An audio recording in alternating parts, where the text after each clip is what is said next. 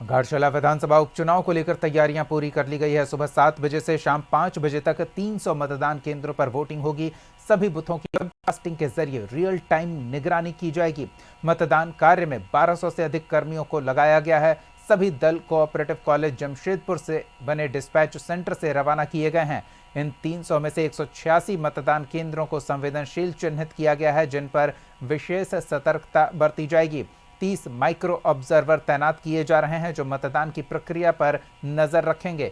मतदान को शांतिपूर्ण संपन्न कराने के लिए केंद्रीय सशस्त्र पुलिस बल की 10 कंपनियां तैनात की जा रही है। किसी भी बाहरी गड़बड़ी को रोकने के लिए अंतर राज्य और अंतर जिला की सीमाएं 72 घंटे पहले से ही सील कर दी गई है। सहयोगी संदीप और अधिक जानकारी के साथ जुड़ रहे हैं। संदीप, मुकाबला तो आमने सामने का है, इस मुकाबले को लेकर प्रशासनिक स्तर पर क्या तैयारी है, ये पहले जानना चाहेंगे आपसे। यदि घाटशिला उपचुनाव को देखा जाए तो कल सुबह 7 बजे से इसके लिए मतदान होंगे और घाटशिला के लगभग 2.5 लाख जो जनता है कल अपने मताधिकार का प्रयोग करेंगे। हालांकि यदि तैयारी की बात की जाए तो तैयारी निर्वाचन आयोग की तरफ से पूरी कर ली गई है और इसके लिए जो 300 मतदान केंद्र बनाए गए हैं, जिसमें 186 क्रिटिकल जो मतदान केंद्र है उसके आधार पर उनको चिन्हित किया गया है। वहीं इस पूरा चुनावी प्रक्रिया में लगभग 1200 जो मतदान कर्मी हैं वे विभिन्न बूथों पर तैनात होंगे और जहां पे जो राज्य जो घाटशिला की जनता है वोट के लिए जाएंगी। हालांकि सुरक्षा के दृष्टिकोण से भी व्यापक इंतजाम किए गए हैं। जहां जिला बल की तैनाती होगी, वहीं विभिन्न मतदान केंद्रों में लगभग जो सीआरपीएफ की जो 10 कंपनी तैनात की गई है तो उनको भी वहां पे तैनात किया जाएगा। जो मतदान केंद्र है वहां पे हालांकि तैयारी इस चुनाव को लेकर पूरी कर ली गई है और जो मतदान कर्मी हैं वे कहीं ना कहीं अपने मतदान केंद्रों तक भी पहुंच चुके हैं।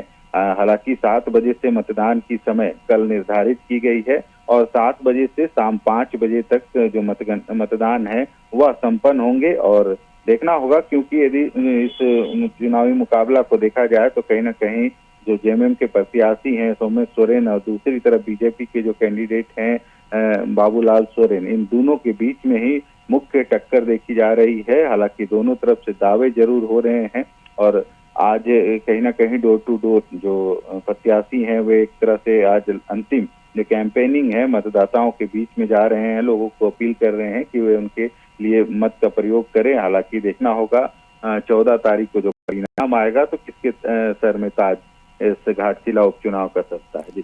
जी बिल्कुल। और मतदाताओं को लुभाने के लिए अब कह सकते हैं भावनात्मक तौर पर भी नेताओं की प्रतिक्रिया आ रही है, भावनात्मक स्तर की लड़ाई देखने को मिल रही है घाटशिला की। सही कहा, क्योंकि यदि इस पूरे चुनाव को देखा जाए तो दोनों ही तरफ से जो दांव है वह इस घाटशिला उपचुनाव में लगा हुआ है। आपने देखा होगा कल भी जो राज्य के पूर्व मुख्यमंत्री रहे हैं चंपई सोरेन या फिर जो बाबूलाल सोरेन जो प्रत्याशी हैं बीजेपी के, उनके पिता हैं और कहीं ना कहीं भावनात्मक जो कार्ड खेलने का भी कल प्रयास एक रहा उनकी तरफ से।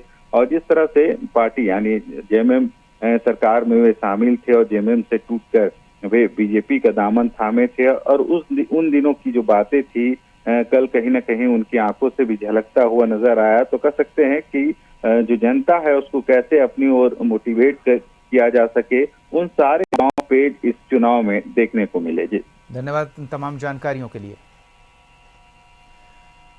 तो बिहार के 20 जिलों के 122 विधानसभा सीटों पर होने वाले मतदान को लेकर और साथ ही साथ झारखंड के घाटशिला में होने वाले उपचुनाव को लेकर प्रशासनिक स्तर पर तैयारी पूरी कर ली गई है। मतदाताओं से हमारी ये अपील है कि सुबह सबसे पहले मतदान के लिए आप मतदान केंद्र पर पहुंचे, अपने मताधिकार का प्रयोग करें, लोकतंत्र की मजबूती में अपनी भागीदारी सुनिश्चित करें।